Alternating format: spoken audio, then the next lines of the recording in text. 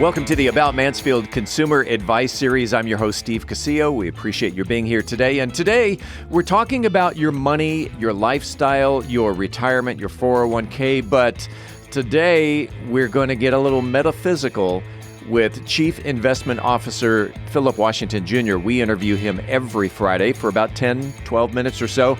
Today, we're talking about symbols versus principles. Which do you adhere to? Enjoy the show.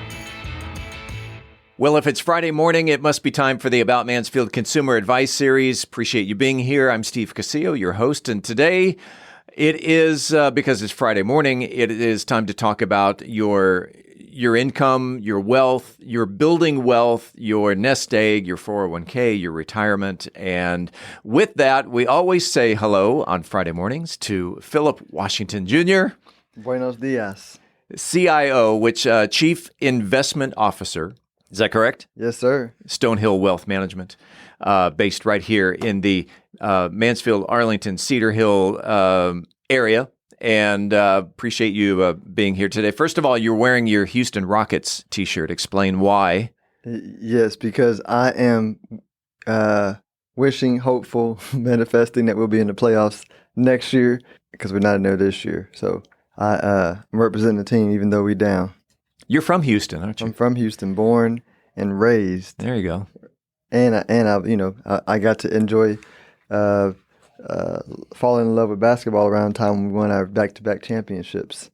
Who were some of the big players back then when you were? Hakeem the Dream. Yeah. Vernon Maxwell's an unappreciated player. He's kind of like Patrick Beverly today. He halfway crazy, but like even Jordan was afraid of Vernon Maxwell because he it's a famous story where think of like Patrick Beverly, how crazy he is and how he wants to fight everybody, and he would do that to Jordan, and then after the game he would go up to he went to Jordan and said, "Hey, can you sign my kids basketball?" Like that's kind of throw. Sam Cassell, we had Drexler for the second team. Barkley came and we didn't win with him, but Barkley was there. Robert Ory, Otis Thorpe, Kenny Smith. All right, let's go with that. So I was listening to your podcast this morning, which I do before we do these Friday episodes, and today's topic, which we have integrated into this topic on this episode, is Mo Money, Mo Problems, and which actually derives from a rap song, Mo Money, Mo Problems. And you were talking about first of all, the difference between symbols and principles, abundance, and how it plays into symbols. Let's first of all talk about the symbols and principles and how that plays into the financial world. Yeah, I think a good analogy that kind of came to me in the interim was, we all have power sources that drive us, to do what we do, right? That fill us up, right? And depending on what power source you plug into is going to be the dictator of how you express life, right? Any aspect of what you're doing. And so you can choose to have faith in a principle, which is eternal, doesn't change, right? Principles worked 5,000 years ago for people, and they're going to work 2 million years from now for people. Or a symbol, which is a representation, of the principle. So I like to use the example of America. America, the flag is the symbol, right? Right. But the principles are one nation, unity, under God, under good, indivisible, right? Harmony, with liberty and justice for all. Like that is America's principles that seeded our great country.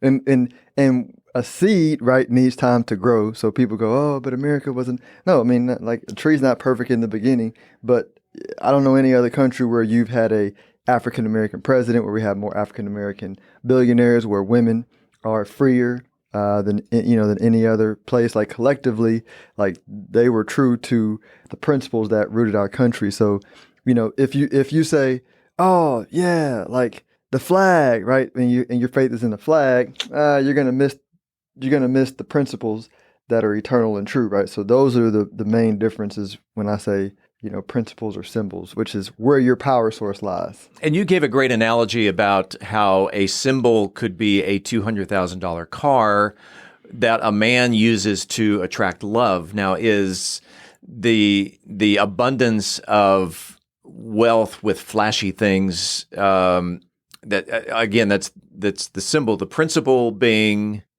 yeah. So like in that example, I would say for money or wealth, right? The principle is abundance, right? Abundance being the feeling of having more than what you ever need, right? And it's an expanding feeling into infinity, right? So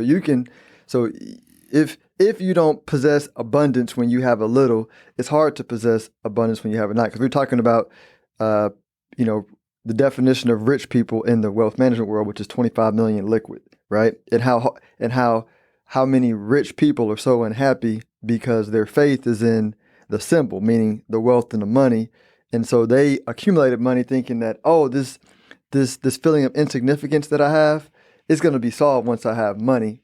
Right. Because their their power source was in the symbol, versus if their power source was in abundance, which is unlimited and always increasing and expanding into forever, right? No beginning, no end, right? Abundance is, hey, I'm wealthy now because I have everything I need today, right now, in this moment, and it's ever expanding into forever. So then as you get to 25 million, 100 million, if that's where your faith lied in the abundance, then it becomes easy to not not confuse the wealth with who you are, right? And you won't use we talked about $200,000 car, like, once you get money, they say, oh, I got money. Like it's a whole lot of rich people living with strangers that married them for their money, because that's how they attracted them. They pulled up in a $200,000 car, right? With the $5,000 suit, spent 10 grand on a dinner, and are confused why